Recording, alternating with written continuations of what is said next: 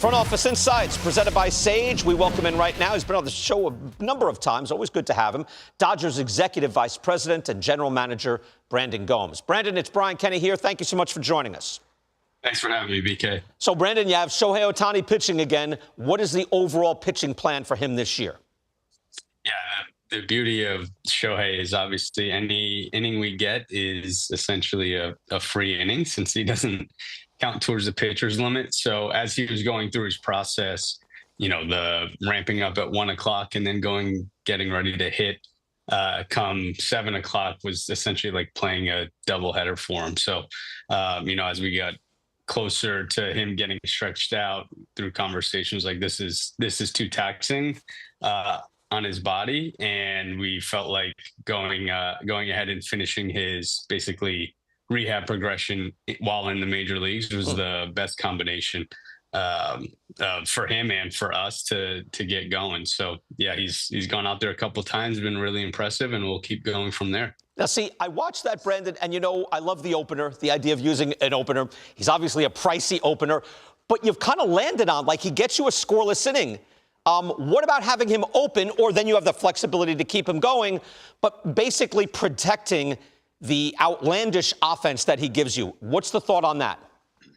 Yeah, I mean, he very much is one of the best pitchers in the game as well. So we have to continue to build him up so that he will be taking down normal starts at some point. But being able to do that in a prudent fashion while also contributing to the major league team is the best of both worlds. Obviously, we saw him, start the game on Sunday and then have a massive offensive performance. So he's done this so much. I think because he hasn't done it in a while, in 23, he was putting up essentially the same offensive numbers that he has the last 2 years while also being a Cy Young contender.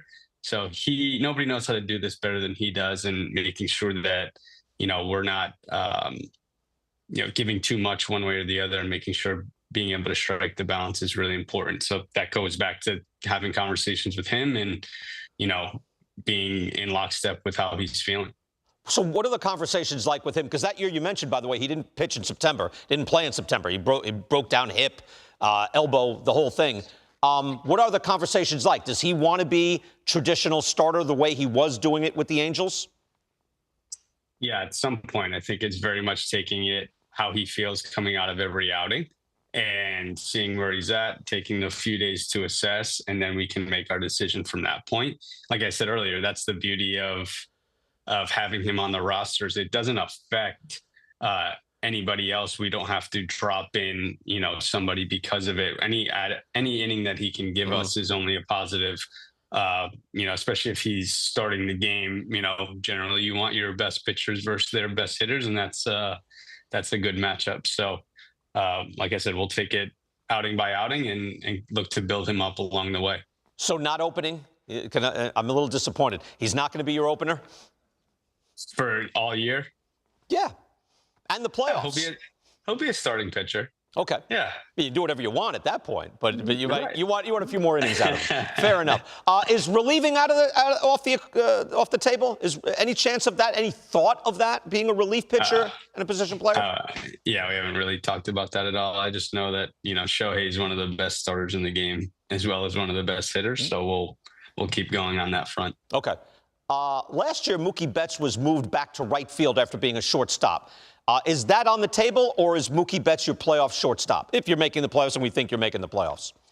Yeah, Mookie's been amazing at shortstop. I think, it speaks to as soon as he puts his mind to something, and he told us, right from the get-go this offseason that he's going to go out and tackle it, and he's like, I can do this. I know I can. He's been outstanding there. So, yeah, right now he's been great, and that's our plan. His defensive metrics are better. In the publicly held defensive metrics, much, much better. I think he's +8 DRS, defensive runs saved. You can see it right there. OAA, outs above average, that's range. What about your defensive metrics or your proprietary metrics or your scouts? What are they saying about him at shortstop? Yeah, all of it's lining up. I mean, I think the eye test, the defensive metrics, our internal stuff, it all says that Mook has been outstanding at shortstop. And what's amazing is I don't even think he's gotten to as good as he can be. He's taken so few reps compared to most guys who are already this good. So I think from a defensive standpoint, we're going to see it get even better. Brandon, beginning of the year, there was thought like, wow, is Max Muncy going to be able to, be in the majors, be on your club? Since he got glasses, he's slugging 570, and his on base is 418. So, how do you go after that? Like where he has an astigmatism in his right eye? How do you find out about that? How do you test for that? How did you figure it all out?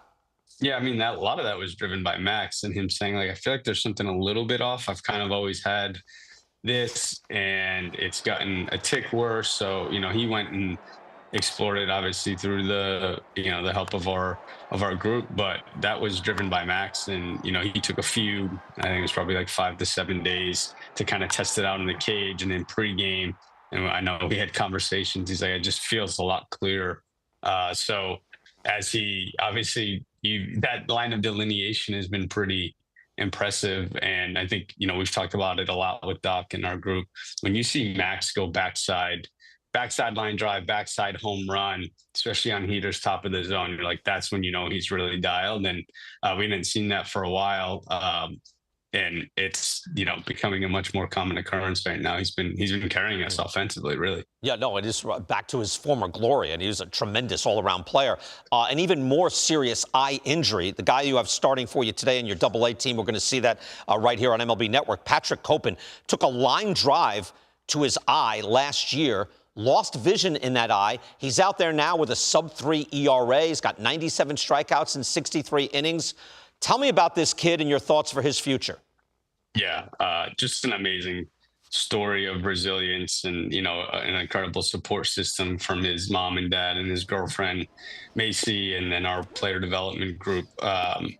Cope has always been somebody our scouts loved early on. Big body, thought that there was a lot of ingredients there to be great. And he, working with our pitching group, has just completely dove in and tackled everything we've asked him to do. So you've seen his velocity go up, his command get better, adding real weapons. He's got 3 fastballs and then, an incredible curveball and sweeper that he mixes effectively. So I think this guy has all the ingredients, obviously overcoming something like he did last year to go out and keep working. I mean, he was basically to the point of he couldn't wait to get back to watch game film right after, he got hit last year. So there's a thirst and a hunger to be great there. And, nothing's going to stand in his way. Wow, that's inspirational. Again, Patrick Copen, people can watch him as soon as we're done. Again, lost vision in his eye, taking a line drive. He's out there showing a lot of fortitude. He's to be commended. One last thing on your farm system. Again, the Dodgers are known for their tremendous farm system. I mean, historically, going back decades, you're still in the top 5 there. And, Brendan, I'm wondering, how hard is that to maintain, given that the competitive balance tax dings you quite a bit? You don't draft until 40th this year, so there are penalties for your high payroll, your number 1 payroll. What about that, being dropped from, even if you're 30 or you're 27, down to 40th? How much does that change what you can bring back in? Yeah, it's become something that we're just used to dealing with, and our goal is to always pick last, which means we win the World Series. So it speaks volumes of our scouting group, our player development group, how tightly knit they are, and finding these guys that we feel like will be good fits for our system to come in and have great work ethic and make up like Copen does, and come in and maybe they're not a first rounder, but they work their tails off and really elevate themselves within our system. So I think it's a combination and making sure everybody's all working closely together to target players that will fit well in our system and really develop, even though we're not picking near the top of the draft. How different is that as far as percentage of guys in the majors first round, percentage of guys in the majors second round? How drastic is that? It's a good question. I wouldn't have that off the top of my head. I think a lot of it is those top 10 picks or so are generally the guys that come in and have massive impact. But you see guys all over the place. We had, Kevin Kiermaier on our team last year, who was, I think, 33rd round. So yeah, it's the beauty of the game and the beauty of the system is that as long as you have an opportunity, you can go out and prove yourself and anything can happen. All right, Brandon, always great having you on the show. Just, Keep an open mind. The opener, Shohei Okay. Ohtani. Just keep Okay. in mind. Just try to help out. Dan O'Dowd is over there. Just try to help out a little bit. Brandon, thank you so much. Great talking to you again. Thank you. Thanks, BK. Appreciate you. All right.